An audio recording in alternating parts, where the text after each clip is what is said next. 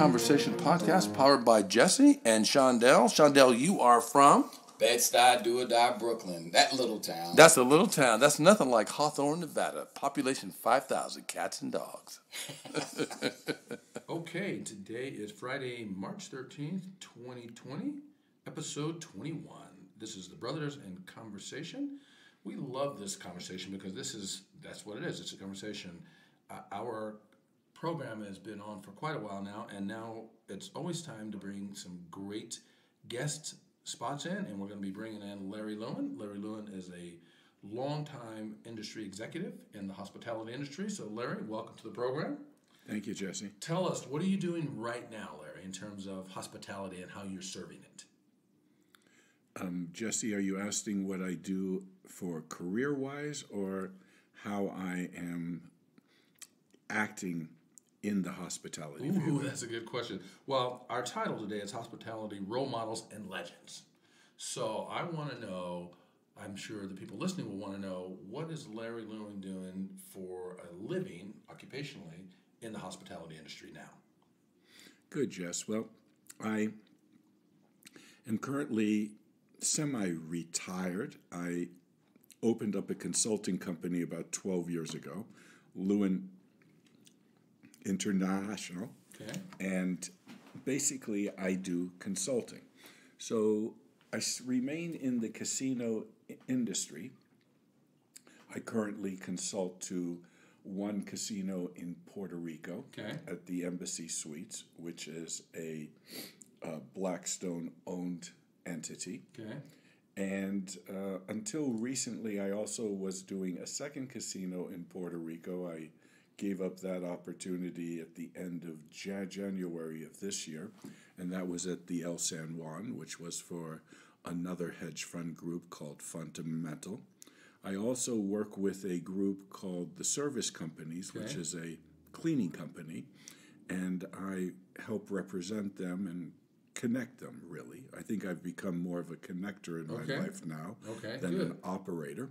And I've created accounts for them, and so I generated a number of accounts for them across the country, Foxwoods being one, and huge. the Boca Raton Resort being a second one, and there's a number of other resorts across the country that I deal with. I've also done some work with Hilton. Don't do that currently now, but I've also the casino in Cairo, Egypt. I helped assist them and align some of their operational philosophies, and I've done that. And probably the biggest thing that I'm doing now is the state of Georgia is thinking about legalizing gaming. Okay. And so I've formed a company called Hospitality Partners of the South, and we're working right now to possibly get the state to legalize gaming over a period of time. Wow, that's big. That's a big portfolio. The second one that you said that you, in San Juan, that you decided that for whatever reason it was time for you to move on. Can you share why that was, or no? No, I can share what it was. At the El San Juan, I was there as a consultant for 13 years. The property has gone through 8 different management groups. Wow. And 16 different GMs. Wow. And currently they're going through another change where they brought in the Fairmont Group to be the new managers. And so I made a decision, probably, Jesse, you know this, I made a decision at the end of last year. Sure. My wife passed away on November 3rd. Right. And so I decided at that point in time, I need to have no negativity in my life. Oh, I like that. And so the El San Juan is a beautiful property. The casino has been closed for a little bit over a year, as it's been with the remodeling and with the Hurricane Maria and the damage that was done to the property. And, you know, the people that I work with, I enjoyed very, very much. But the management groups, everybody comes on in and has their own viewpoint. Right. The king is dead, long live the king. Right. And so After my wife passed away, and they just on, I think, January 4th, 5th, or 6th, the Fairmont Group came on in. And so they became the new management team. Right. And they're wonderful people, I'm sure. But it's a very interesting thing. Everybody says in Puerto Rico that they can make things better. Of course. Well, Puerto Rico works in a different way. Sure. The people have a wonderful spirit for life, but each American group that comes on in and wants to operate the way they've operated everywhere. The way they've done it everywhere else, regardless of the circumstances. And the Puerto Ricans are unique, wonderful people. Right. But probably the best way of describing it, in America, business is first. Okay. And family is second, so to speak. For the most part. This is especially true for people that want to excel to the highest level. Right. I mean, for people that are workers, they can make their family first. And, of course. And that should be the priority. But if you really want to succeed you have in below business, the decision-making levels. You have to always keep your family in a priority. But work demands a lot of your attention and time. For sure. And so your family is put not in a secondary position, but work is primary. Sure. The Puerto Ricans have a very different viewpoint of life. Right. Family is really the most important. And that's part of the culture. That's part of the culture. And so if you don't understand that, right. It's very difficult to work in that environment. Sure. And so you're asking me the question, new people were coming on in. I've been through 8 different management teams. I've been through different ownership groups. And I've been through 16 different GMs at that property. Wow. And I just didn't really want to do another one. And it's not that anybody is bad, and it's not that anything is wrong. So I exercised my 60-day no notice. Yeah. And I said, and so I ended my time there on January 31st. Well, the process is exhausting when you're doing that. When you're going through the different changes and the different management styles and different leadership levels and acumen and all of that. It's really challenging. And you're talking 16 different GMs. That's a big deal. I do want to say also, and back up and say, we feel bad and we're so sorry that you did lose your wife. And it sounds like in that loss, you started to take some real look at your inner circle stuff and what's really important. And how should you be using your time and the value of your time and who's using that. It sounds like you're being very discriminating. You've always been discriminating anyway. It sounds like you've raised the level of discrimination of determining who is going to get your time and what that's going to look like. Probably personally and professionally, not just professionally, I would imagine. I would not say it that way. I would say it this way. I don't want to be angry anymore. And sometimes when you're in the heat of the battle, it's like playing a sport. Somebody has to win and somebody has to lose. For sure. March 16th, this coming Monday, I'll be 68 years old. Okay. Happy birthday. Thank you. I'm in great shape. Right. I'm very healthy. I still have my brain. Sure. I can function. I love life. And so I'm only going to have good things around me. Right. Now, the El San Juan, I cannot tell you was going to be negative. Right. I don't know if it was going to be negative or not. I just didn't want to start over again with the group and go through the whole process again. Right. And they deserve to have somebody that is going to be the consultant working with them that is completely committed, because the 100%. New people don't know anything about the old people. Right. And I don't want them not to succeed. Right. I just don't want to do it again. Right. And so after Cher passed away, I've decided that, what, do I have 15 years, 20 years, 30 years of life? Right. Who knows? We're going through what we're just experiencing right now in life. You don't know what happens. 2 months ago, no one even knew what coronavirus was. Right. Today, we have businesses closing. Big time. Sports teams are not playing. Right. Life has changed for everyone. Yes. And so for me, I decided that really I want to have only quality people around me, and me being around those quality people. I think that's a smart choice. I think a lot of people don't realize they have the opportunity to make the same choices, to determine who they want to be around them and what kind of work they want to do that brings them, beyond the resources, but joy and appreciation. And I think a lot of people don't realize they have that. I think it's good that you do realize that. And when we think about that, do you have any legends, or do you have a role model, or did you have a role model as you were coming up through the years? Yes, I had a number of them. You know this very well. The greatest one in my life was my father. Of course. And I followed in his footsteps. So having one of the greatest hotel men in the world, W. Henry Lewin, as your father. Yeah. Some people would view that as being a challenge, but I view it from a standpoint that I'm the luckiest man alive. And then in my career, I've been able to work for unbelievable people. Okay. Baron Hilton, I worked directly for as I started my career in gaming and started to grow. There was an iconic individual on the gaming side by the name of Jimmy Newman. I remember Jimmy Newman. Who was at the Las Vegas Hilton and was very instrumental in my growth. There was a man by the name of Jimmy Garrett who ran the Flamingo Hilton, and Jimmy Garrett gave me really my first great opportunities. I was an assistant casino manager for him from 1982 to 1984, and he really taught me a lot of the essence of what you want to do to run a slot floor. Yeah, he's pure gaming. He was a pure gaming pure guy. gaming, but he was, and he was not for any of the frills. He didn't really need any fanfare, Right. But he understood before really.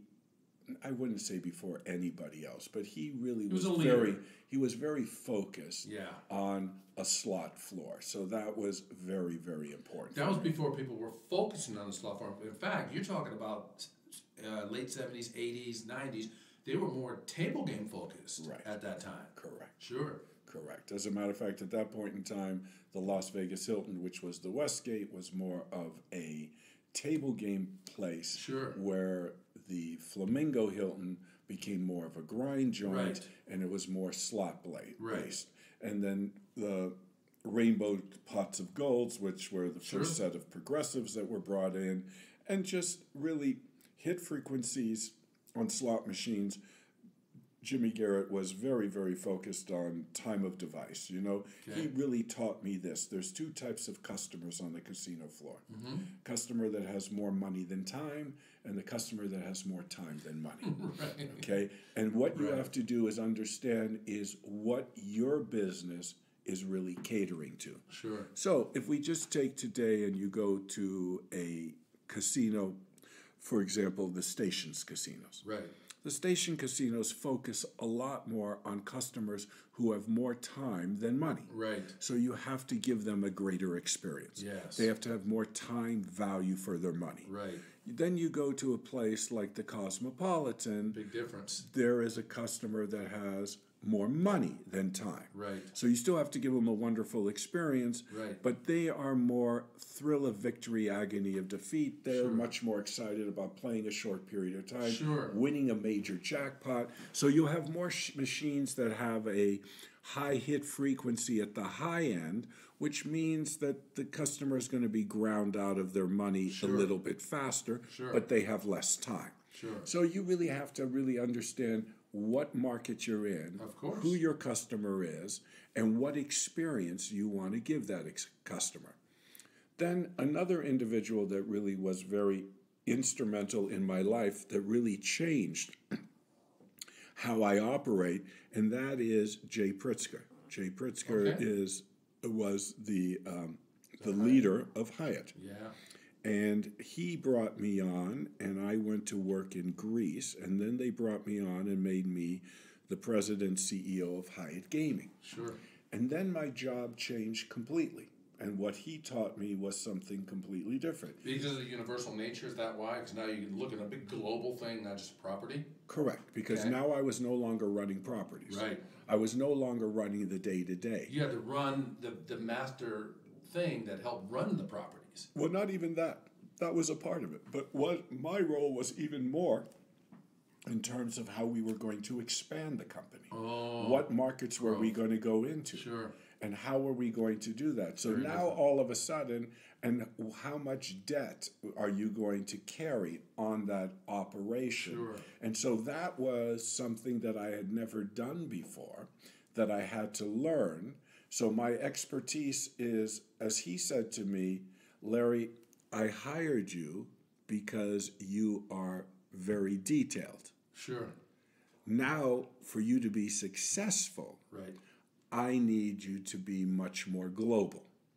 I need you to see a bigger picture, It's a big switch. not the final picture. And I know that you're always going to go back to your comfort zone Right. of wanting to fix that problem. Sure. You now have to hire people to fix that problem. Right. And you now have to keep the entity flowing. Right. And that entity, at the time, we had 15 different casinos around the world. We had a casino in Mendoza, Argentina, in Baku, Azerbaijan, in Manila of the Philippines. Right. We were on multiple brands. We had a casino, the largest casino in Europe at the time, in Saloniki, Greece. Wow. We were in La Manga, Spain.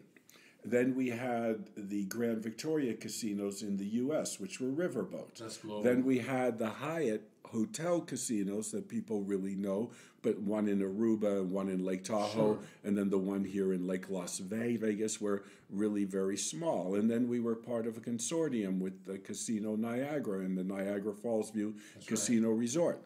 So we had all of this product, and all of it was not the same. It wasn't. No, very different. It wasn't like a McDonald's or No. a Starbucks that they're all the same. Matter of fact, many of them were completely different. Yeah, it was not a even though it was part of what you might call a franchise, it didn't have franchise mentality at all. Right. They were connected through Hyatt, but they were independently run by the nature of where they were.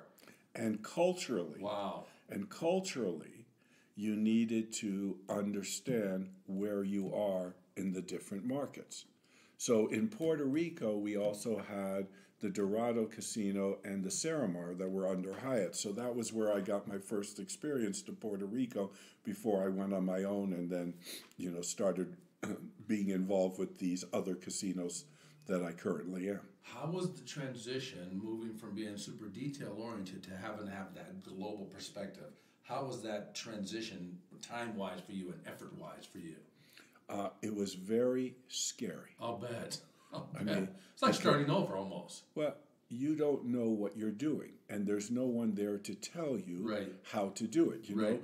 I'm used to, as I grew up, I was used to, okay, well, this is, you go into the job and somebody says to you, this is how we do it. Right. And you go, oh, okay, this is how we do it. And then as you kind of do it, you modify it to your culture. Right. So my issue has always been I want to treat people the way I want to be treated. So I want to treat people with a lot of respect and Sure. elegance. But I also hold people accountable and responsible. Right. And you know me pretty well, and I'm pretty direct. Oh, yes. So people don't say that Larry Lewin is a nice guy. They will say, I like Larry Lewin, Right. or I dislike Larry Right. Lewin. Hopefully not many people say that I'm an idiot, but not everybody likes my style. Right. Going on through, especially when you're working in different cultures, you have to really understand Yep. what that culture does It and matters. how they feel. It matters. It just is completely different. Yeah, because if you don't pay respect to that last part, which is perfect, that's what you just said about how they feel. That is so huge.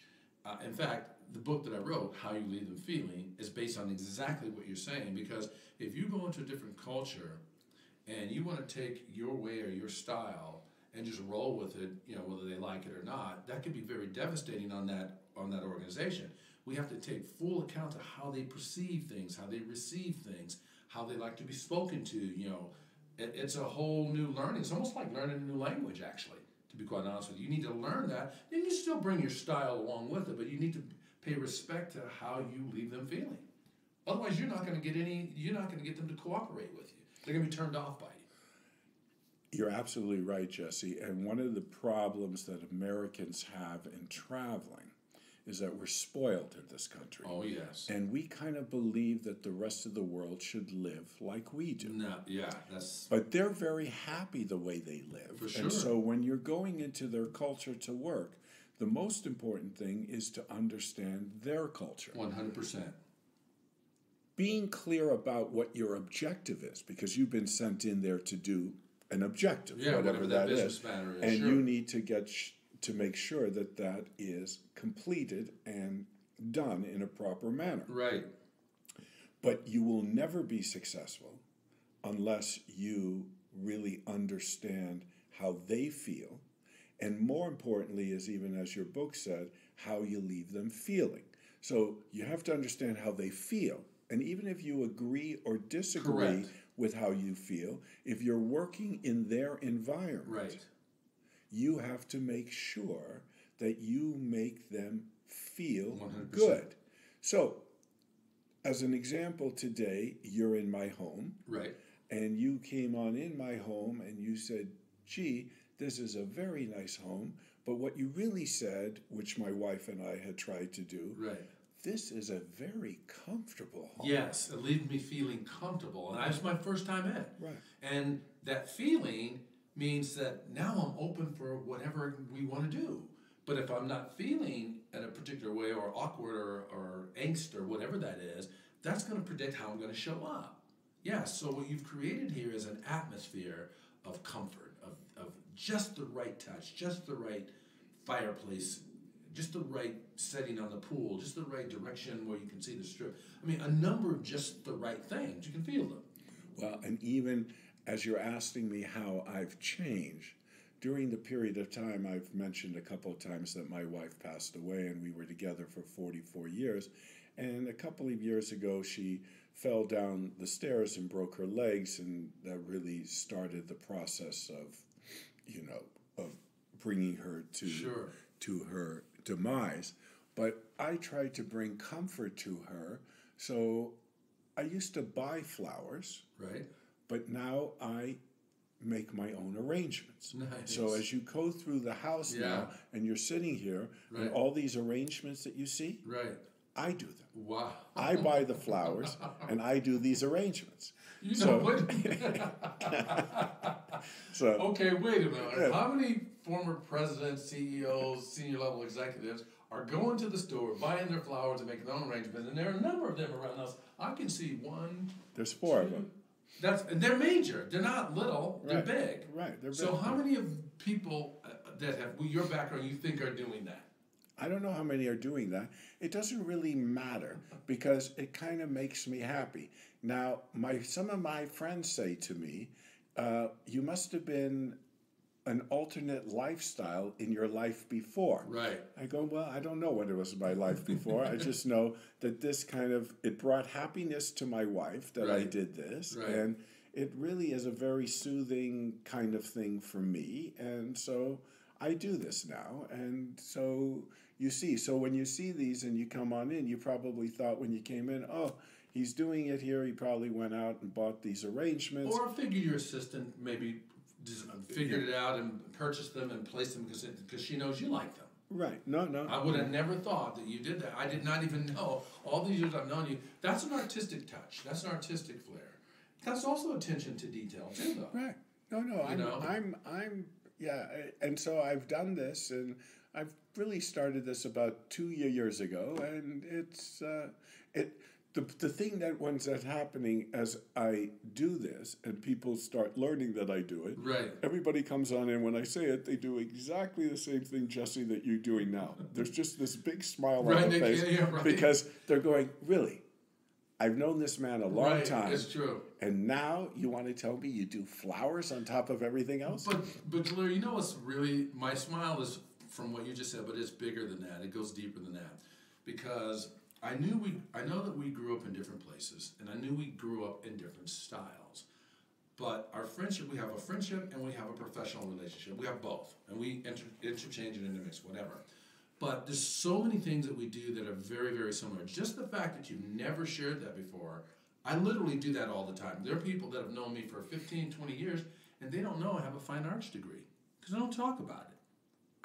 I mean, if it's relevant, okay, but if it's not relevant, I'm not going to put that out there. So I'm doing it because you're doing to me what I do to people, which is when they find out that I'm gifted when it comes to art and being creative, they're blown away because they just don't know that. They think I'm this super organized guy, super professional business organized guy. They don't know, like you, people would never know you had that talent. But you do. And you don't think it's no big deal to you. It's just what you do.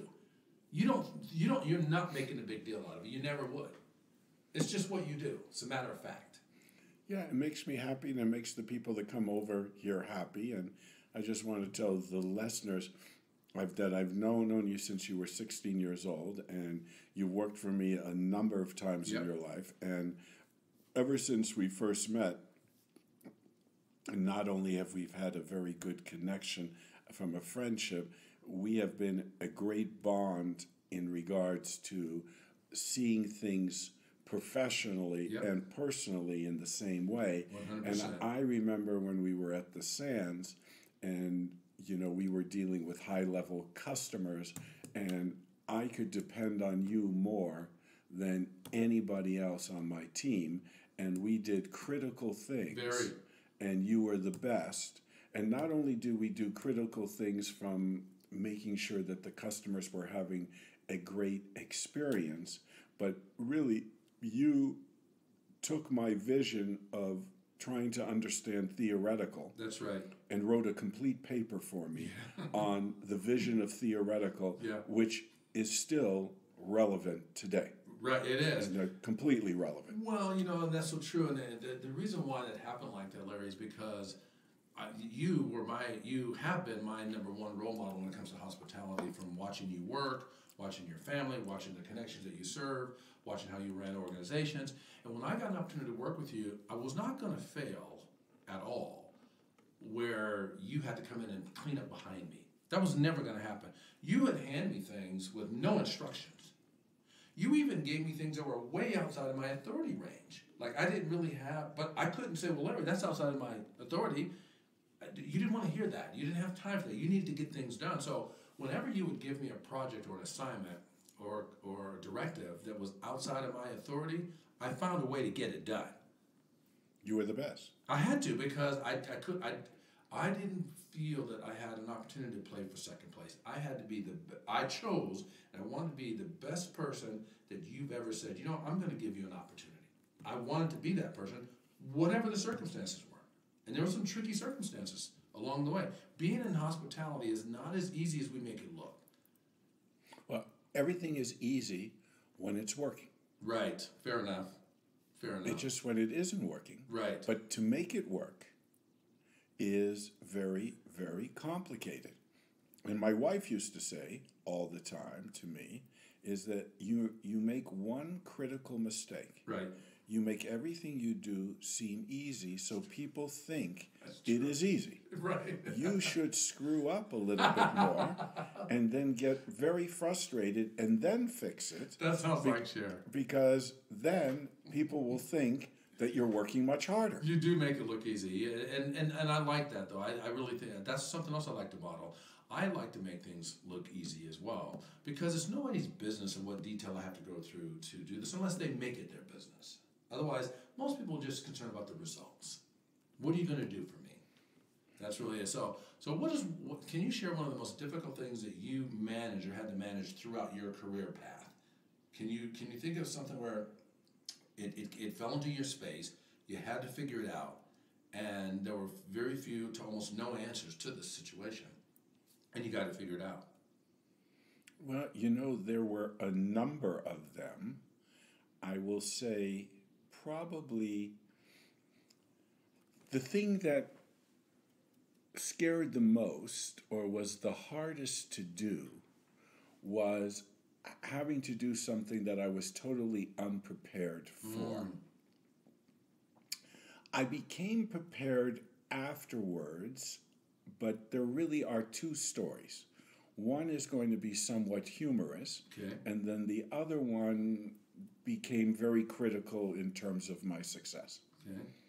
So when I was 20 years old, I was going to Cornell, and Elvis Presley performed at the Las Vegas Hilton, and my father was running that hotel, and along with a number of others. And I got my summer job to go to work for Colonel Parker. Okay. It's kind of interesting because you hear Tom Hanks is just announced that he has the coronavirus, Right. and he's in Australia, but he's doing a movie about Elvis Presley, and he's playing the role of Colonel Parker. Okay. So it's going to be very interesting to me how he plays that role because I worked for Colonel Parker. Yeah, very cool. I was his gopher. Very cool. And when I went to work for him, the first job that he gave me was to say that we were performing in Chicago, and there was the Chicago Stadium, which was an oval kind of Sure. stadium. And he said, Larry, there's 400 people that are going to be sitting behind Elvis.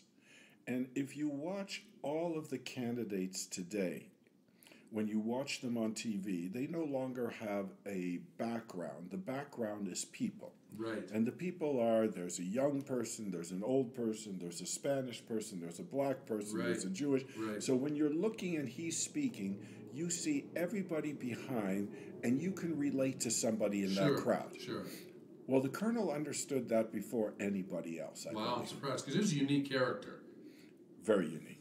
So he says to me, he calls me into his suite. We were at the Conrad Hilton, which is today the Chicago Hilton in Towers. And he says to me, we got open seats. Why don't you go do something nice and fill up the seats? I'm 20 years old. I'm saying to myself, I'll just go on the street and give people tickets. Everybody Right. wants to see Elvis Presley. Right. So he had a secretary by the name of Mrs. Miller, who he eventually married. So I went to see her, and I said, what do you think I should do? And she says, he told you, do something nice, be creative, and do something nice. So I found a school for blind and deaf children. And I called them up, and I said, we have seats. How many students are in the school? And there were X number of students, and then there's family and teachers, and I sent buses up, and I brought all of them in, and Wow. I sat them all behind. Right. The story takes 32 years for me to hear the whole part, because evidently during the show, Elvis saw the people behind him, Right. and he used to pass out scarves, throw a scarf into the audience. Okay? So he now, in 2004, I bought Cher a new car, an Acura, and we were living at that point in time in Chicago, and we had just taken our little dog to get groomed, and so they had a guy on Sirius Okay. on Channel 5. It was in January, and it was just about the time of Elvis's birthday. And Yeah. Charlie Hodge was a member of the Memphis Mafia. And so they're asking him what's the funniest story that ever happened, or one of the funniest stories. And he tells the story about me. So evidently Elvis is singing. He sees the students behind. Yeah. He takes the scarf, throws it up, and the scarf comes down. Right. He picks up the scarf, he throws it back up, it comes down. Right. Evidently, he went off stage, and Charlie Hodge says, Elvis, it was Lewin who put the blind people behind him. And supposedly Elvis said, thank God, I thought I was losing my touch. You asked the question of how do I deal with things. You know, I was asked, I don't know how I came up with that. I just said, what am I going to do? The other thing from a business perspective, I ended up going to work for Jay Pritzker, and they had just opened up this casino in Greece, and it wasn't doing very well. And they sent me over there. And I realized in the first 6 months a number of procedural issues that weren't working. One had to do with dress code. You couldn't go into the casino without a collar shirt. You couldn't go in without jeans. All of these silly things. But turned that casino around, and we were bidding on, at that point in time, part of the consortium, we were bidding on Casino Niagara, which was owned by the Ontario government in Canada, in Niagara Falls. And we were going against the Tropicana at the time, which was Dennis Gomes and his group. interestingly enough, our President Trump, Trump Casinos, and our group. And they brought me over to Toronto, and Jay Pritzker said, I want you to go to this meeting, and you're going to be there with a number of members of our consortium and help them with anything they want. So as a young child, I stuttered my whole life. And so I go to this meeting. There must be 50, 60 people in it. People are talking or going around the table. And they come to me and they say, okay, Larry, how are we going to run this casino? That's Now, big. That's big.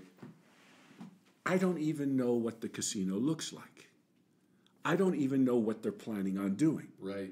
So for the next half an hour, I stuttered like I went back into my teens, and I perspired. Wow. And at the end of it all over, they said to me, that was perfect, Larry. If you could just stutter a little bit less and not sweat as much, that'll be perfect, because this afternoon we're going in front of the committee that is going to choose.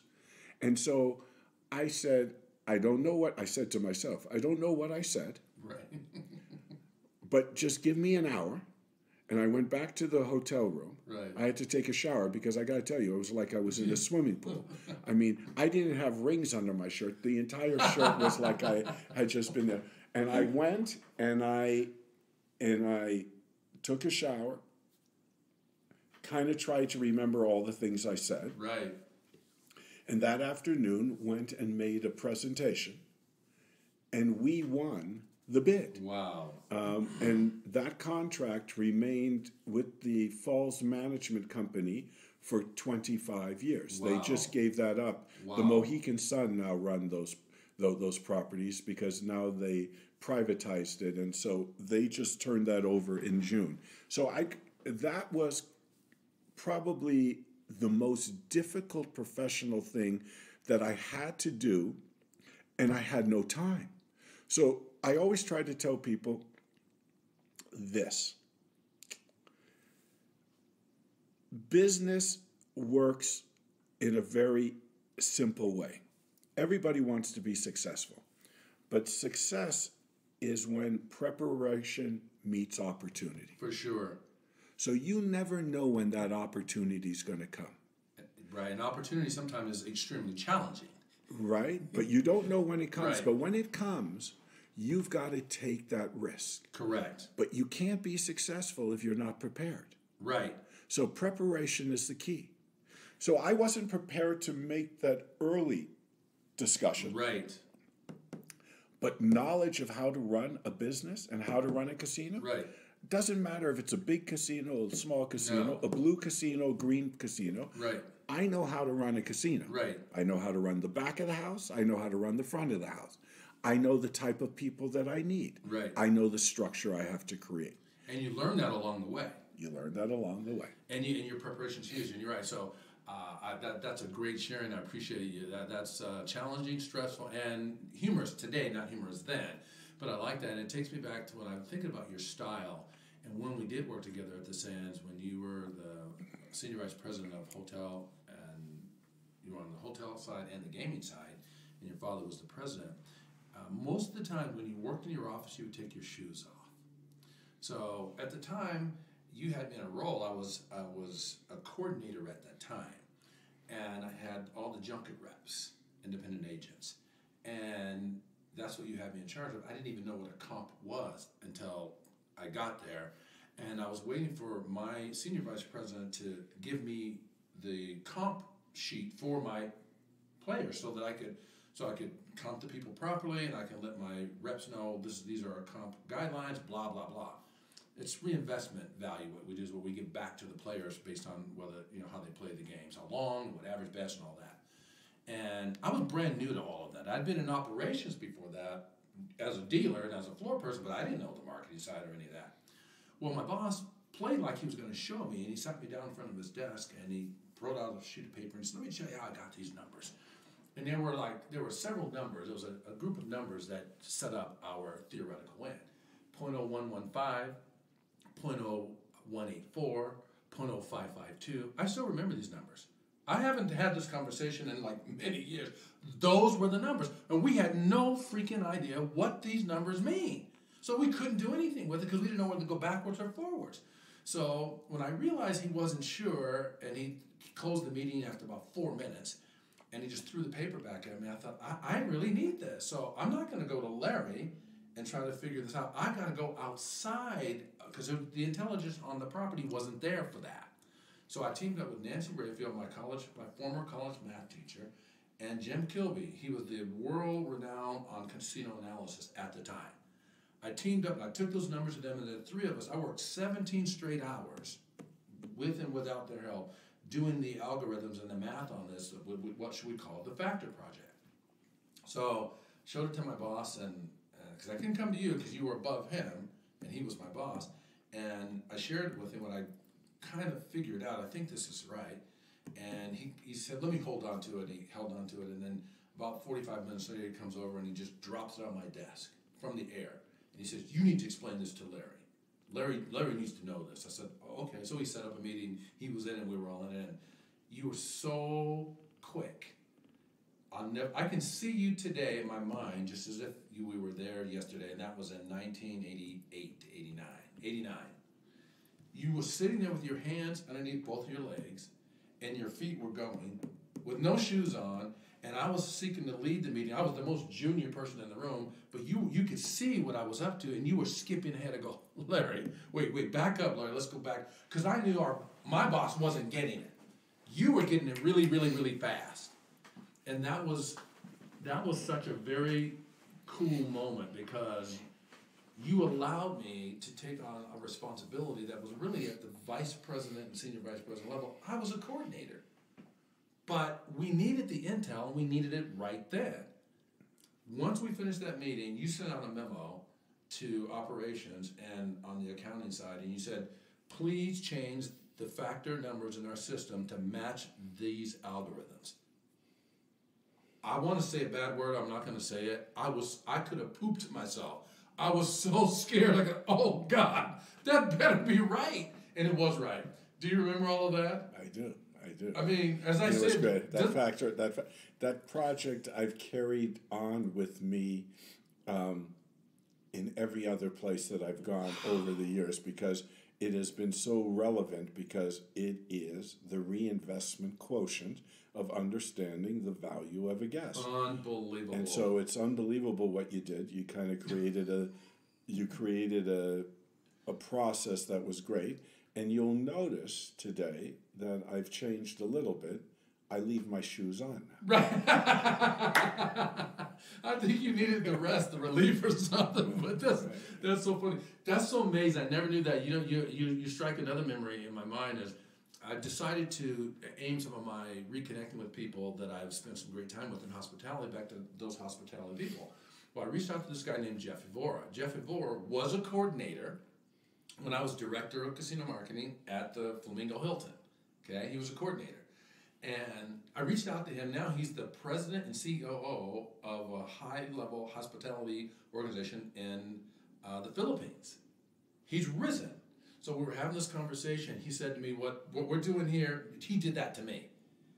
Like you knew you were my role model. I didn't know I was his role model until about 2 weeks ago. He said to me, he says, I used to watch you. He says, you would come in, and whenever you were working to figure something out, you would lay all the papers out on the floor. I never seen anybody lay papers out on the floor.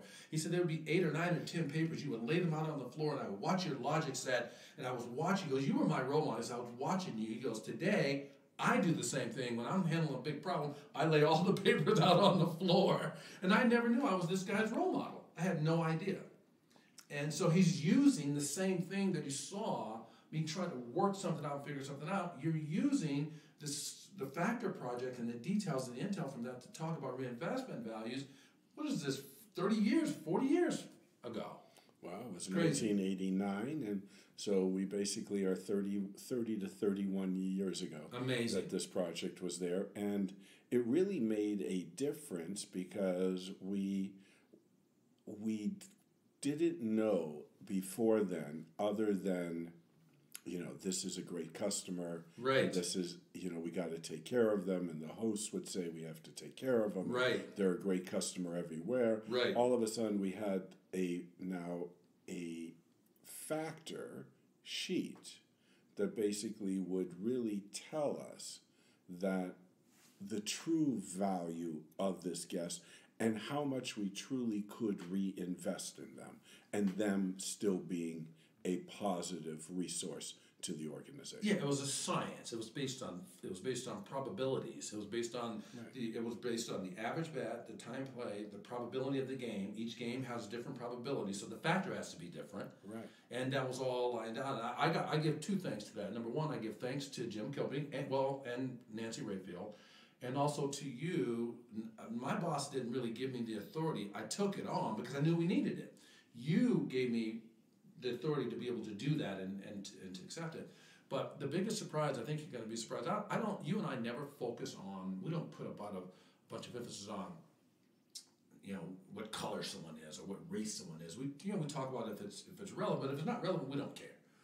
But my high school math teacher, Squires, he told me when I was having trouble in math in the 10th grade in Hawthorne, Nevada, he looked at me and he says, people that look like you with your complexion will never be good at math. You need to drop this class and not take any more algebra. I'm a kid, I'm 15. I dropped it and I didn't take any more algebra. I didn't really know it was a color thing, but this is what this so-called professional is telling me. I come to UNLV and the first degree I had to have college algebra. But they let you substitute 6 credits of science to not have to do the algebra, so I did it. The second degree, I couldn't get away from it. I had to do the algebra. And I'm thinking about this color thing and people like me that can't do the math. This is before I did all that math. Right. And I get with Nancy Rayfield, and she convinces me that there's nothing wrong with me. I just never learned from the right people. Right. She helped me learn how I backed all the way up to pre-algebra, college algebra, blah, blah, blah, next level algebra, because of Nancy Rayfield. You talked about preparation earlier, didn't you? Mm-hmm. If I would have let that guy's insult not prepare me, I never would have been able to do the factor project. Correct. The reason why I was able to do the factor project because when I went for that second degree, I had to learn algebra. Forget about what some knucklehead is telling me. And in learning algebra, so when I faced that at the Sands, I was good enough to take off and take that lead because of my understanding of algebra. Right. I mean, what do you think of that story about the teacher telling me that people like me can't do algebra? Well, I think that's what is very scary about our world. Yes. And I think we hope today that it's not as bad as it was. Right. But I think each one of us has to be very sensitive to treating others the way we want to be treated. My parents are German Jew refugees, so being a Jew is not really liked, but not everybody can tell if somebody's a Jew or Right. not a Jew. Right. So you don't really have the color of skin, you just have the attitude of what you feel towards that. Right. But I think I like to hope to believe that the world is a better place than it was. But there are people that like people and there are people that don't like people. And that's always going to be. I agree with you. And the only thing we can do is make sure that we treat each other the way we want to be treated. And, I have loved you and your aunt and your uncle from the beginning. Yes. And I've been very, very lucky in my life having wonderful people around me. Right. And you and I have known each other. I came to town in 1975. I think we met in the late 70s, early 80s. It was 76 because I was 16. You're 76. I didn't know that you'd only been here a year. Right. I met you in 76 on 5196 Cartero Drive is where I met you. Well, then that is, and that's your aunt and uncle's home. Yeah, that's just the other side of Decatur. Right. By the way, at that time, Decatur was as far as you would go in Vegas. Well, and and we lived on Trop and Jones, right? And they lived just a little bit over in Spring Valley. That's it. And it was a brand new area. That's and right. When we moved out there, people said, "You're moving to the other side of town." They did say that. And so it just was so funny. But it's the middle now. But Helen and George, Yeah. Helen and Cher dealt together at the Dunes. Yeah. And that's how they became great friends. And then George and I and Helen, we would spend time together, and that's where we met you. But you and I had a special connection from the beginning. Yes, we did. I think, I didn't know it at the time. I think because a lot of your mindset, your choices, your style, how you treated yourself, what you expected of yourself, how you dealt with others, I think there was just so many overlapping parallels. We could hang together with no agenda and make the best of that situation. No, and I'm glad. I've been lucky that you've been one of my dear friends over all these years. So it's mutual. So it's been 40 some odd years that we know each other, and it's been great. And I'm really proud of you in terms of everything that you've done and everything you've excelled to, and the passion you have towards life, yes, towards business, yes, but most importantly, your passion towards your fellow man. You're a good man, Jesse Ferrell. I appreciate that. That's native and authentic. That you say. Thank you for recognizing that. I had a conversation with Helen years ago. I don't know what I was working on, and I knew that she knew me from a baby all the way up. So I can remember age 5 on. Before that, I don't really remember. So I called her and I asked her what I was like as a child. And she said, you really didn't have a lot of people around you. You had a couple friends. You could have had many, but you didn't care to. And you tended to spend more time with yourself. And when things were going wrong with your parents, whenever they were battling or whatever, you wouldn't say anything unless we asked you. Now, if we asked you, you would give us the whole story. But if we didn't ask you, you wouldn't say a thing.